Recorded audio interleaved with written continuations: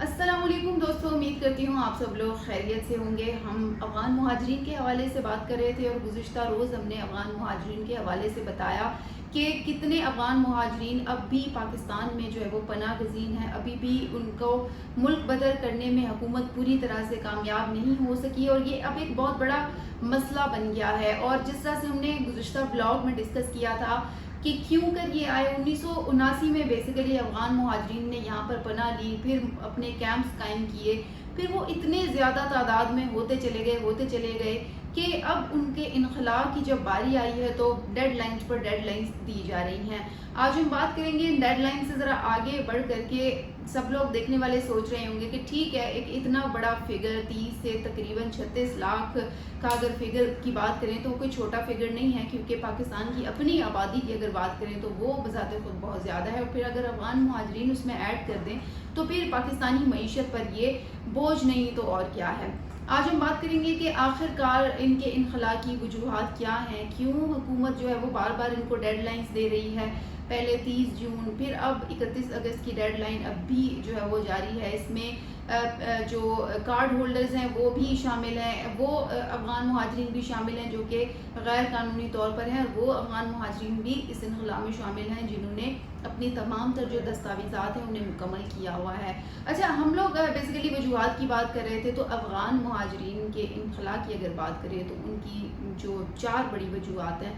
وہ ہم نظر آ رہی ہیں مجھے۔ سب سے بڑی اگر وجہ کی بات کروں تو سیکیورٹی چیلنجز۔ اب جیسے ہی ہم سیکیورٹی کا نام سنتے ہیں تو ہمارے ذہن میں آتا ہے کہ جی واقعی ہمیں سیکیورٹی ریزنز کا تو ایک عرصے سے ہمیں ان مسائل کا سامنا کرنا پڑا ہے۔ دھماکے ہوئے، ہم نے جی ہم نے بلیم بھی ڈالے، وہ ثابت بھی کہیں ہوئے، لیکن ہم نے کہا جی پیچھے افغان ہو سکتے ہیں۔ پھر یہ بھی کہا گیا کہ ایک رپورٹ آئی تھی جس میں کہا گیا تھا کہ جی جو آرمی پبلک اسکول کا واقعہ ہوا تھا اس میں بھی یہ لوگ ملوث تھے۔ سیکیورٹی چیلنجز کا ہمیں اس قدر سامنا ہوا ہے کہ نومبر 2023 میں اگر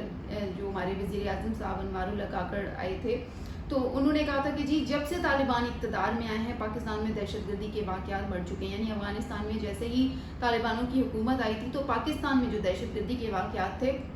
انہوں نے کافی زور پکڑ لیا تھا، اور آئے روز اس طرح کے واقعات ہو رہے تھے۔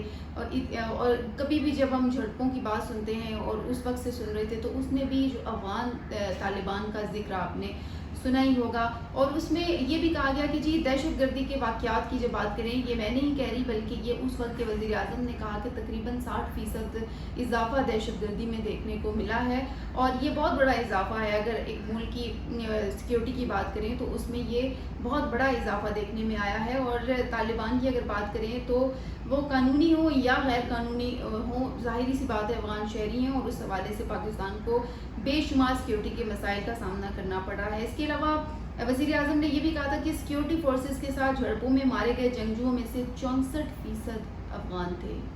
64% نہیں بلکہ 64 افغان شہری تھے، یعنی جو جھڑپیں ہوئی اس میں 64، اب یہ 64 کا جو فگر ہے یہ کوئی کم تو نہیں ہے، اس میں یہ کہا گیا کہ یہ اس میں ملوث تھے۔ تو اگر ان تمام چیزوں کی بات کریں تو ڈیفینیٹلی ہمیں سیکیورٹی کے جو خدشات ہیں وہ لاحق ہیں۔ پھر آرمی پبلک کا جو واقعہ ہوا وہ ہوا، پھر کہا جاتا ہے کہ جی ایک بہت بڑی کھیپ نارکوٹکس کی وہ افغانستان سے براستہ پاکستان پہنچتی ہے، یعنی جتنے بھی جس میں نشاور چیزیں شامل ہیں، اسمگلنگ ہو رہی ہے اور اس کا راستہ جو افغانستان سے وہ مل رہا ہوتا ہے۔ تو یہ بھی ایک خدشہ ظاہر کیا گیا ہے کہ یہ تمام چیزیں سیکیورٹی چیلنجز میں آتی ہیں، اور اس وقت کہا یہ جا رہا ہے کہ پاکستان کی جو سیکیورٹی ہے وہ افغانیوں کی وجہ سے مسائل کا شکار ہے، اور جلد از جلد ان کا انخلاء بہت ضروری ہے کہ ان کو جی ملک بدر کر دیا جائے، اور اس میں کئی چیلنجز کا سامنا پاکستان کو کرنا پڑا ہے۔ یہ تھی پہلی جو ہماری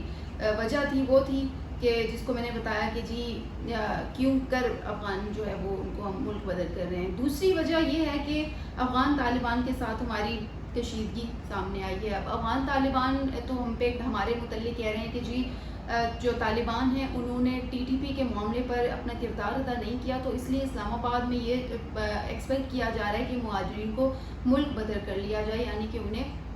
یہاں سے نکال دیا جائے، اور جہاں جہاں ان کے کیمپس ہیں وہاں ان کو جو ہے وہ کہا جائے کہ جی آپ یہاں سے شفٹ ہو جائیں، منتقل ہو جائیں۔ تو ایک یہ دوسری بڑی وجہ سامنے آ رہی ہے جس میں ٹی ٹی پی کے معاملے پر ہم پر الزام یہ لگایا جا رہا ہے کہ پاکستان اس وجہ سے یہ تمام چیزیں کر رہا ہے۔ اب پاکستان کو اگر دیکھیں تو پاکستان کو کیوں بلیم کیا جا رہا ہے، کیونکہ پاکستان بھی ایک ظاہر ایک خود مختار ریاست ہے اور اسے پورا حق حاصل ہے کہ وہ اپنی سیکیورٹی کو مد نظر رکھے اور اپنی جو چیزیں ہیں جو بھی اس کے خدشات ہیں ان کو مد نظر رکھ کے وہ کسی بھی ایک بڑے گروپ کو کہہ سکتا ہے کہ آپ یہاں سے ملک بدر ہو جائیں۔ تیسری جو وجہ وہ سیاست آ جاتی ہے، کہا یہ جاتا ہے کہ جی سیاست میں انٹرفیئرنس بھی ہے، اور یہ بھی کہا جاتا ہے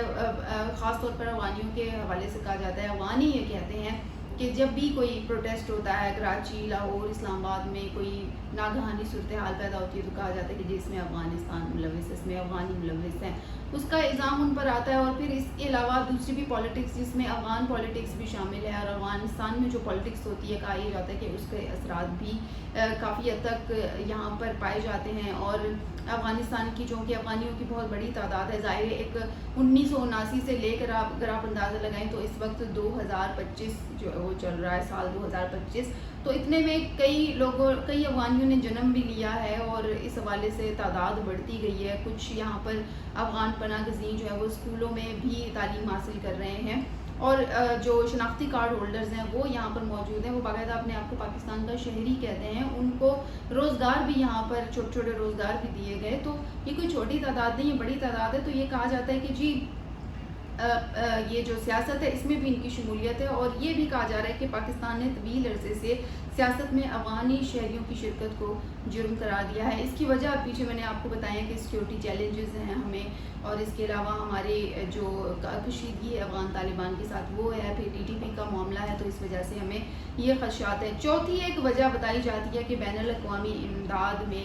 کٹوتی، یعنی جو فنڈنگ ہوتی ہے ہمیں بین الاقوامی سطح پر، تو اس میں کہا یہ گیا ہے کہ پچھلے کچھ عرصے میں 50% کمی آئی ہے۔ اس وجہ سے بھی پاکستان اب یہ چاہتا ہے کہ افغان مہاجرین کو یہاں سے ملک بدر کر لیا جائے، اب چاہے وہ کارڈ ہولڈرز ہوں، چاہے وہ غیر قانونی طور پر مقیم افراد ہوں، اس کے بارے میں کہا جا رہا ہے کہ ان کو جلد از جلد یہاں سے کہا جائے کہ آپ لوگ شفٹ ہو جائیں۔ اسی لیے پاکستان کی طرف سے جو ہے وہ انہیں ڈیڈ لائنز پر ڈیڈ لائن دی گئی ہیں، اور رواں سال کی اگر بات کریں تو 2025 کا سال جو ہی شروع ہوتا ہے تو حکومت نے یہ اقدام اٹھایا، اور اپریل میں اس اقدام میں تیزی بھی دیکھی گئی، متعدد افغان مہاجرین کو کہا گیا کہ آپ یہاں سے چلے جائیں۔ اب ایسا نہیں تھا کہ انہیں جبرن کہا گیا، ابھی تک کوئی ایسی بڑی کارروائی عمل میں نہیں لائی گئی، لیکن